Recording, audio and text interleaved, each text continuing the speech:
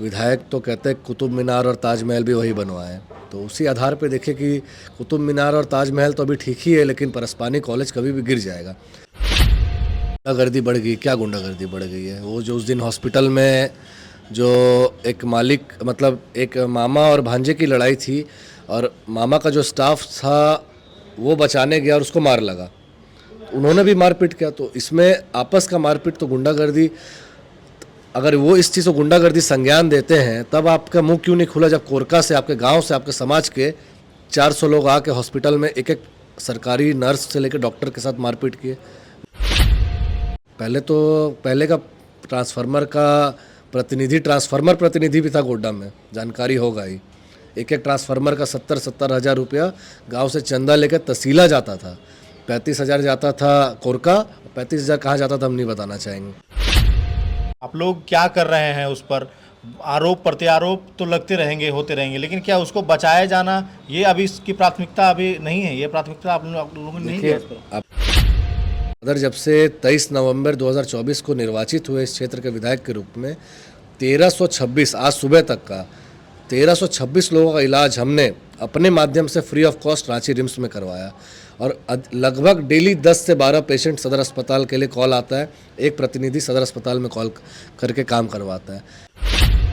कुछ दिनों से जिले में बयानबाजी का दौर चल रहा है। एक बार फिर से फेसबुक पर प्रतिक्रियाएं दी जा रही हैं और बहुत सारी बातें सामने आ रही हैं। हम लोग सारी बातों पर चर्चा करेंगे और इस वक्त हमारे साथ बात करने के लिए झारखंड में श्रम नियोजन मंत्री सह गोड्डा विधायक श्री संजय प्रसाद यादव के सुपुत्र रजनीश यादव जी हैं। रजनीश यादव जी, एक बार फिर से आपका स्वागत है हमारे चैनल जिला जोहार में। जी धन्यवाद आपका। सबसे पहले हम लोग शुरुआत करेंगे जो वर्तमान में मुद्दा है और जो कि पूरे झारखंड में एक लौता हमारा महाविद्यालय है परस्पानी का हेमोपैथी कॉलेज, उसको लेकर के हम लोग चर्चा करेंगे, बातचीत करेंगे कि उसकी मान्यता जो है कि वो रद्द होने जा रही है और शिक्षकों के अभाव के कारण ये मान्यता रद्द होने के लिए जा रही है। बीते दिन हमने वहाँ का दौरा किया और वहाँ पर जो भवन की स्थिति देखी वो कभी भी गिर सकती है। इस पर गोड्डा के पूर्व विधायक अमित मंडल जी का भी बयान आपने सुना, देखा, और वो भी हम लोगों ने चलाया है। इस पर आपकी राय, प्रतिक्रिया हम जानने के लिए पहुँचे हैं कि आप इस पर क्या सोचते हैं, आप क्या कुछ कहेंगे? देखिए, जो मान्यता रद्द करने का बात सामने आया है, और उसमें पहला चीज़ तो ये है कि इसमें काफ़ी चीज़ आगे पीछे देख के मान्यता रद्द होता है कि टीचर की अवेलेबिलिटी क्या है, फैकल्टी की अवेलेबिलिटी क्या है, रोड है कि नहीं, और फिर आपका बिल्डिंग का क्या स्थिति है, आपके लैब में कितने इक्विपमेंट अवेलेबल हैं। तो मेरा मानना है कि ये सारा चीज़ जब निराकरण निकला तो इस पर एक निष्कर्ष निकला कि मान्यता रद्द कर दिया जाएगा। तो उस दिन जिस दिन ये खबर छपी तो उस सेम डे हम लोगों ने, माननीय मंत्री जी, हमारे पिताजी ने प्रिंसिपल के साथ पूरे डेलीगेट को उनके कॉलेज के आए हुए थे, घर पे आए, तो उनसे बात किया तो उन्होंने अपने मांग को रखा, और उनका जो मुख्ता मांग यही था कि आपका जो ये फैकल्टी की मांग हो, चाहे इक्विपमेंट का मांग हो, तो इस पर कैसे पूरा किया जाए। तो इसके लिए हम लोगों ने उनके समक्ष ही, प्रिंसिपल साहब के समक्ष ही, विभागीय सेक्रेटरी हों, चाहे डायरेक्टर मैम हों, और आपके विभागीय मंत्री जी हों, उनसे भी हम लोगों ने बात की। तो उन्होंने आश्वस्त किया कि जब इकलौता होम्योपैथिक कॉलेज है तो किसी भी हाल में इसको बचाना है, और मान्यता रद्द होने से हम लोग बचाएंगे। आज हम लोगों ने एक आवेदन भी बनवाया है इस चीज़ को लेके, और आवेदन लेके हम लोग टोटल चीज़ जो मांग है कॉलेज की तरफ से हमने रखा है, और उस मांग को हम लोग रांची में देंगे, और निश्चित रहिए किसी भी कीमत पे कॉलेज को बचाया जाएगा मान्यता रद्द होने से। और आपने जो एक बात कहा कि हम कॉलेज गए तो बिल्डिंग धराशायी कभी भी हो सकता है, तो आपको भी याद होगा, मैंने तो आपको ये चीज़ शायद 2 महीना पहले बताया था कि आप एक बार जाके बिल्डिंग का हाल देखिए। हमने प्रशासन से भी मांग किया था, हमने डीसी मैडम से भी मिला था। तो विभाग के प्रधानाध्यापक ने कहा कि रजनीश जी आए थे यहाँ पर, उन्होंने संबंधित विभाग को जानकारी भी दी और उन्होंने दौरा भी किया है। जी, तो हम लोग तो जो कि जहाँ से भी जो जानकारी मिलता है तो अथक प्रयास करते हैं कि हो, लेकिन वो बिल्डिंग 2018 में बना था। आप लोगों ने शिलापट में नाम भी देखा होगा, डेट भी रहता है, सारा चीज़ देखा। 18 में सरकार किनकी थी, विधायक कौन थे? विधायक तो कहते हैं कुतुब मीनार और ताजमहल भी वही बनवाए, तो उसी आधार पे देखें कि कुतुब मीनार और ताजमहल तो अभी ठीक ही है, लेकिन परस्पानी कॉलेज कभी भी गिर जाएगा। तो उनके बनाए गए लूट का भेंट चढ़ा उस बिल्डिंग में अगर गिर जाता है, और अगर कोई अप्रिय घटना होती है या किन्हीं की मौत हो जाती है, तो क्या इसके जिम्मेदार हम होंगे? ठीक है, अगर हमारे कार्यकाल में होता है तो आप ये देखिए हमने तो अपने तरफ से, हमारे तरफ से, हमको कॉलेज की तरफ से कोई फ़ोन नहीं आया, हम अपने मन से ही गए कि बिल्डिंग का हमें पता चला कि हालत बहुत ख़राब है, स्टूडेंट्स ने मुझे फ़ोन किया था तो हम गए। जाने के बाद वहाँ जब पता चला बिल्डिंग का हाल, मैंने देखा कि एक लकड़ी के भरोसे एक दीवार था, आपने भी देखा होगा, एक डंडे के भरोसे एक दीवार था। प्रधानाध्यापक का कार्यालय भी खुद खुद फटा। मतलब अगर उस पर कोई हाथ रख देगा, भार दे देगा तो पूरा बिल्डिंग डिमोलिश हो जाएगा। तो हम लोगों ने मांग किया, फिर हमने भवन निर्माण के जो एग्जीक्यूटिव साहब हैं उनसे भी सामने में बात किया और सारा यहाँ पे उन्होंने रिपोर्ट बनाया, रिपोर्ट बना के उन्होंने भी शायद आगे बढ़ाया फाइल को। तो ये सब काफ़ी मांग रही कॉलेज की तरफ से। देखिए दोषी तो हम भी हैं, ऐसा नहीं है कि हम नहीं हैं, क्योंकि हमारे कार्यकाल में अगर ये सब चीज़ हो रहा है तो दोषी हम ही हैं, लेकिन पूर्व के किए गए पापों का सज़ा हम लोग भुगत रहे हैं, इतना आप समझिए। नहीं तो 6 महीने में कोई, आप बताइए, उनका तो फेसबुक पे ही हमें स्क्रीनशॉट आप ही लोगों के माध्यम से मैंने देखा, लिखते कि रोड हमने बनवा दिया परसपानी कॉलेज जाने का, बिल्डिंग हमने बनवा दिया, इक्विपमेंट हमने दिया, तो रोड पे तो गए होंगे। काफ़ी जर्जर है, गाड़ी भी नहीं पार हो पा रही है, फिलहाल की स्थिति है, वर्तमान की स्थिति है। और वो कोई 6 महीने का तो स्थिति नहीं है, कॉलेज के स्टूडेंट्स नहीं बताया ना कि 2-3 साल से रोड का ये स्थिति है। तो उस समय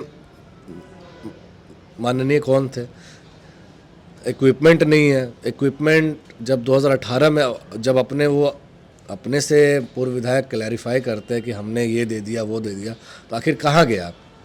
हमने तो ये भी जानकारी अभी निकाला और उस पर तो आज मैं माननीय मंत्री जी को ये चीज़ बताऊंगा, उन्होंने 50 लाख शायद से विधायक फंड से सदर अस्पताल को दिया था। हम तो ये जानना चाहते हैं कि वो पैसा गया कहाँ, और उस चीज़, अब क्या सच्चाई है नहीं है, मुझे जानकारी मिला है।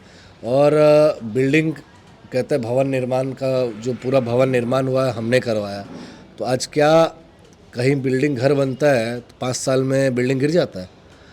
और इतने जब अमाउंट का बिल्डिंग बना, तो आज कोई भी घटना होगा तो उसका जिम्मेदार, हम तो बताए कि कॉकरोच भी मर जाएगा तो लोग कहेंगे कि भाई मंत्री हैं, 2-2 मंत्री हैं, कॉकरोच मर जा रहा है जिला में। लेकिन ये समझिए कि 2-2 मंत्री हैं, आप ये सवाल और मंत्री हैं, सांसद हैं इस क्षेत्र के, लोग उनसे क्यों नहीं करते हैं? हमसे कर रहे हैं, हमसे लोगों की अपेक्षा है, लोग को पता है कि हम लोग एक्स्ट्रा ऑर्डिनरी काम करने वाले हैं। समाधान क्या है इसका? क्या सच में उसकी मान्यता रद्द हो जाएगी? क्योंकि राज्य में एकलौता कॉलेज, और ये गोड्डा के लिए गर्व की बात है। आप लोग क्या कर रहे हैं उस पर?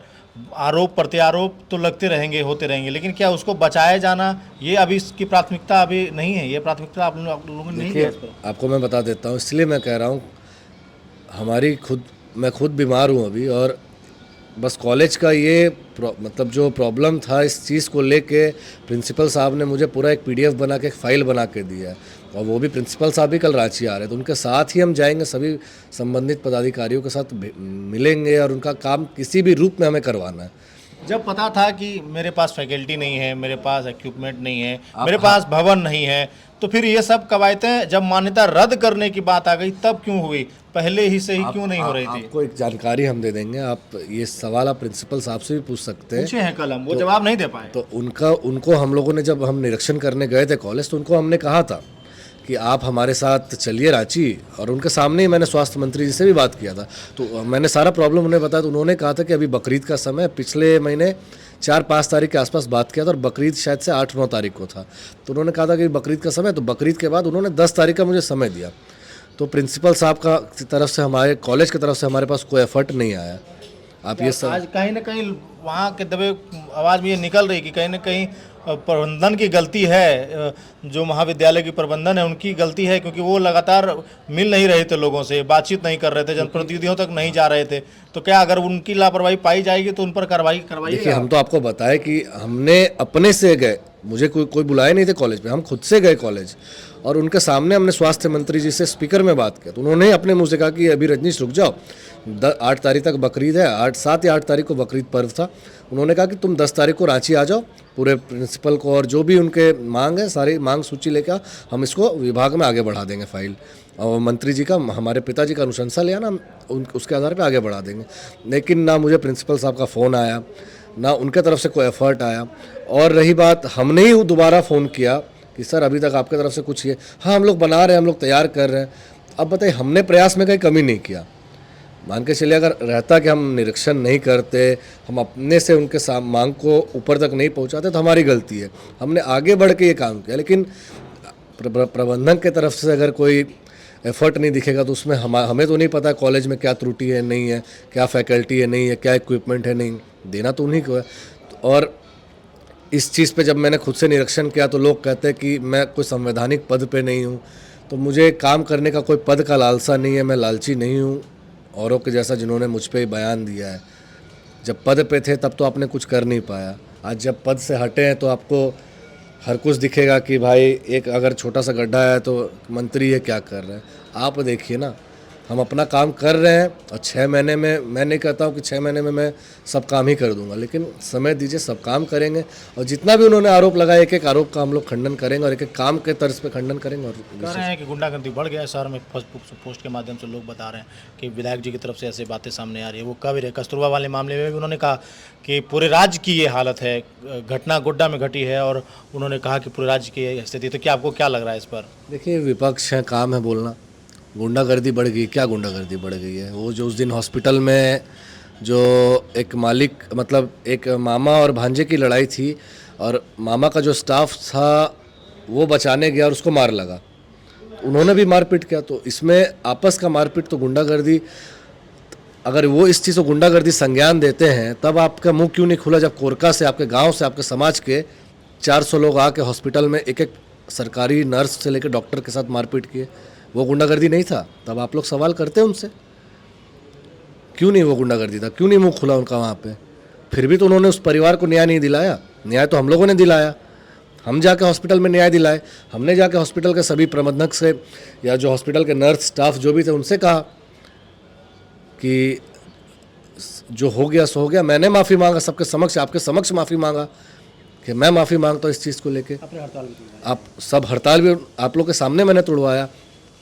तो हम ये नहीं चाहते कि हमारे वजह से किन्हीं को परेशानी हो, लेकिन अगला का तो काम ही है कि उठो तो मंत्री जी, बैठो तो मंत्री जी, सुतो तो मंत्री जी, नींद में तो मंत्री जी। तो भाई अगर यही है बताइए, अगर कोई दिक्कत है तो हम लोग, आप चाहते हैं कि काम ना करें तो बैठ जाएंगे घर, आप ही दे देंगे, आपको बाहर दिलवा देंगे अपने पिताजी की तरफ से, आप ही संभालिए। अपने आप को आप खूब नॉलेजेबल समझते हैं, अगर इतना ही नॉलेजेबल रहता तो कॉलेज का ये हाल नहीं रहता। आप बताइए ना, क्या गुंडागर्दी बढ़ा आज जो उनके हम नहीं टिप्पा टिप्पणी करना चाहते, छोड़िए वो सब चीज़, उन सब लोगों के बारे में बोलना मतलब हमारी मूर्खता है। और हमने अथक प्रयास किया है और हर चीज़ कर रहे हैं। कोई ये नहीं बोल सकता है कि अगर कहीं मुसीबत में कोई फ़ोन लगाए तो नहीं उठाए, नहीं उठाते, कॉल बैक जाता है, अरे काम होता है। कोई आज डेली जनता दरबार लगता है, कभी पूर्व में आप लोगों ने देखा था क्या? कभी भी? हमारे फादर भी इसके पहले विधायक थे, उस समय भी क्या आप लोगों ने कभी देखा था कि ये जनता दरबार लगे? अभी भी देखिए 20 लोग बैठे हैं द्वार पे, अभी भी निराकरण के लिए आए हुए हैं। तो ये सब चीज़ तो लोग अच्छाई तो नहीं दिखाते हैं। क्या कहिएगा अंतिम में जनता से, गोड्डा की जनता से, आपके विधानसभा की जनता से क्या कहिएगा? देखिए, हम यही कहेंगे कि हम लोग निष्पक्ष होकर साफ दिल से काम करना चाहते हैं और इन सब चीज़ों से हमें कोई फ़र्क नहीं पड़ता है। वो विपक्ष हैं, काम है उनका कहना, कुछ तो लोग कहेंगे और कहने दीजिए, हमें उनसे कोई फ़र्क नहीं पड़ता है। हमें जनता ने चुना है, जनता की नज़र में हम काम कर रहे हैं। जनता को पता है कि हम किस, आज हमें भी भार मिला है पूरे प्रदेश का पार्टी की तरफ से।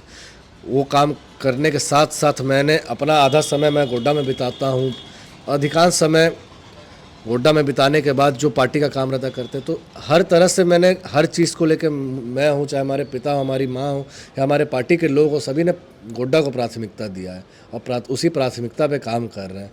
तो ये आरोप प्रत्यारोप तो चलता रहेगा, बस हमारे काम के प्रयास को देखिए। अगर किन्हीं के मन में भी कुछ रहता है कि हम लोग एक पक्षीय कार्रवाई करवा रहे हैं या कुछ भी करवा रहे हैं, तो हमारे साथ आप आइए, बैठ के हम लोग बात करेंगे। हमारे आवाज़ पे आइए। यहाँ कोई नहीं कह सकता कि आप भाजपा के हैं या आप फलना हैं, आप कोरका से आए हैं तो आप रमला से आए तो आपका काम नहीं होगा। सभी लोग आते हैं और सभी का काम करते हैं और सभी का काम करेंगे, हमेशा करेंगे।